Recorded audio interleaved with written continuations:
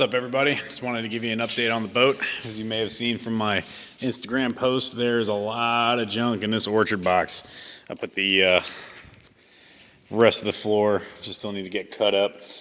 I'll probably do that this weekend. Yeah, spent all day working on it. Made a huge dent in everything. I got the bulkhead out. I got the seats out. I got the V-berth cleaned up. The only thing I have left to do as far as fiberglass removal is that false bottom that those buckets are sitting on top of. I just ran out of time today and had to go to the grocery store. Made a huge tactical error in wearing a short sleeve shirt while doing all this work, and now I got fiberglass scratches like you wouldn't imagine. Let's see what else. As you look back in that aft, you see that black spot? Yeah, that's the transom all the way through, and that little bit of light coming through at the very center of it is the fiberglass on the other side. That is going to be a real big pain because when I started pulling that wood out, I smelled old fuel. So I'm gonna have to do that by hand because I don't wanna catch some stuff on fire by using power tools. So that ought to be fun. Let's see what else. So the stringers are exposed. The ones up forward are in much better shape than the ones back aft, although they are still damaged and chewed up. And, if you're going to be in there, you might as well just replace all of them. I was slightly heartbroken to discover that the wood they used is oak, which means I got to drop a whole bunch of money on some replacement stringers. But, oh well. If it lasted, 63 years? So 1957, it's 2020. Am I doing my math right? I don't know. Someone check that for me, please. Steve! Anyway, so yeah, if it lasted 60 years the first go around, and this boat makes it another 60, making it a whopping 120 years old, that'd be super-duper awesome, and I'd feel very proud of myself. But it probably won't. It'll probably sink as soon as I put this thing in the water. But, oh well. You live and learn. So, yeah, we'll get this false bottom out, and then we'll take it up to Hag Lake while it is, after I vacuum and sweep up all the rest of the debris.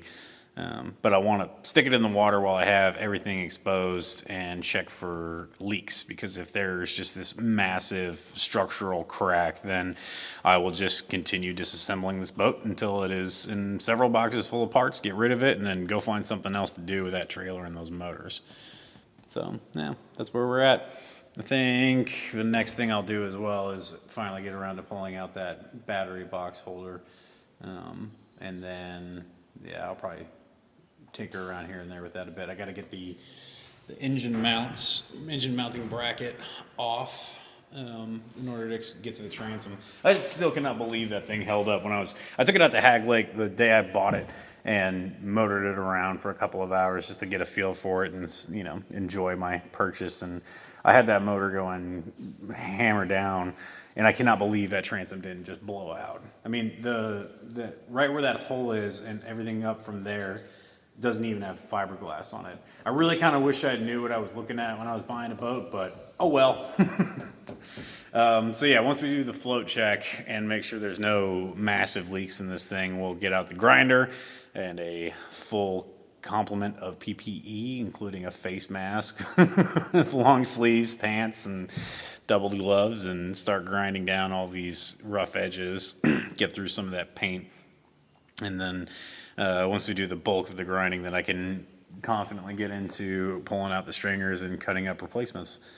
And then we'll replace them and build everything back out and then eventually hit the water. So when that time comes, I will see you there and I will keep you posted. Oh, and as an update, keeping track of the progress as it happens was just too much of a nightmare. I spent more time messing around with the computer than I didn't. So I'm going to keep it short and just do updates and, just for the interest of protecting information, I will, from being lost by myself, I will update really important things that I need to remember for later and put it on YouTube, mostly as a safe place to keep it so I don't accidentally get rid of it like I've done in the past. So anyway, so that's a format change a little bit.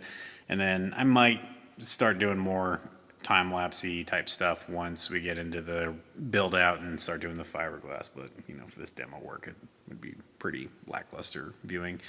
So, yeah, I will see you guys around. Have a good night. Bye.